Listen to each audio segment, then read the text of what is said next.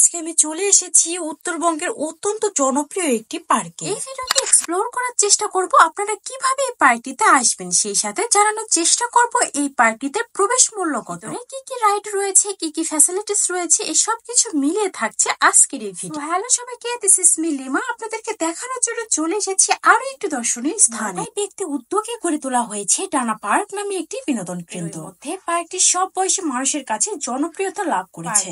ভিড় বাড়ছে দিনকে দিন। জানা যায় যে জেলার ভবানীপুর গ্রামে 10 বিঘা জমির উপরে পার্কটি নির্মাণ করা হয়েছে।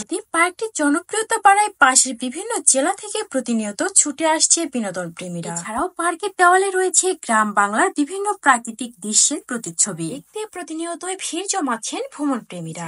পার্কটির সৌন্দর্য বৃদ্ধির জন্য রয়েছে 2টি লেক। একটিতে রয়েছে বোটিং এর ব্যবস্থা এবং অন্যটিতে রয়েছে বাঁশের ব্রিজ, যা পার্কটির সৌন্দর্য আরো দ্বিগুণ বাড়িয়ে দিয়েছে। বাঁশের এই ব্রিজটির ঠিক সামনে দেখতে পারবেন রয়েছে একটি স্টল, যেখানে রয়েছে বিভিন্ন রকমের আচার।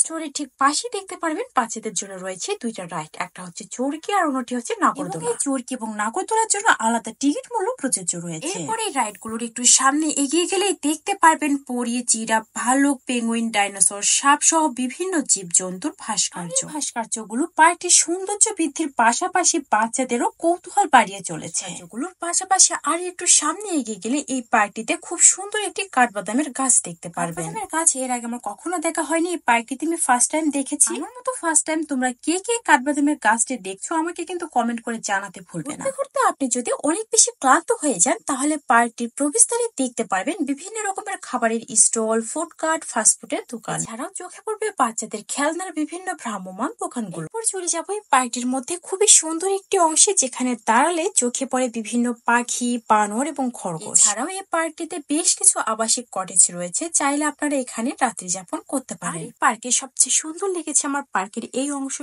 অংশটি হলো ফ্যামিলিকে সাথে নিয়ে আসার জন্য একদম আদর্শ একটি অংশ। এই পার্কের এই অংশের ভিতরে বেশ কিছু জায়গায় সেলফি কর্নার রয়েছে। আমি জানি না সবাই আমাকে দেখে এরকম মুখ লুকায় কেন, আমাকে অ্যাকচুয়ালি না, আমার ক্যামেরা দেখে সবাই এত ভয় পায় কেন। আমি কিন্তু কাউকে ইচ্ছা করে ক্যামেরাতে নিতে চাই না, বাট আনফরচুনেটলি সবাই কেন জানি আমার ক্যামেরাতে এভাবে এসে যায়। যেহেতু সবাই এখানে আমাকে দেখে মুখ লুকাচ্ছিলেন, যে কারণে আমি এখানে আর বেশি সময় দেই নাই, আমি নিজেই বিদায় নিয়েছি। আমি সেখান থেকে সোজা চলে গিয়েছিলাম শিশু কর্নারে, এবং শিশু কর্নারে ঢুকলে বোঝা যায় এটা স্পেশালি শিশুদের জন্যই বানানো হয়েছে। হ্যাঁ, আরেকটি কথা বলতেই ভুলে গিয়েছিলাম, এই পার্কটির মধ্যে কিন্তু সুইমিং এরও সুব্যবস্থা রয়েছে। আপনারা একটু কষ্ট করে শিশু কর্নার থেকে সামনের দিকে এগিয়ে গেলে সুইমিং পুলটি দেখতে পারবেন। সুইমিং করার জন্য আলাদা প্রবেশ মূল্য ধার্য করা হয়েছে, তবে এখানে মেয়েদের জন্য আলাদা কোনো সুইমিং এর ব্যবস্থা নেই।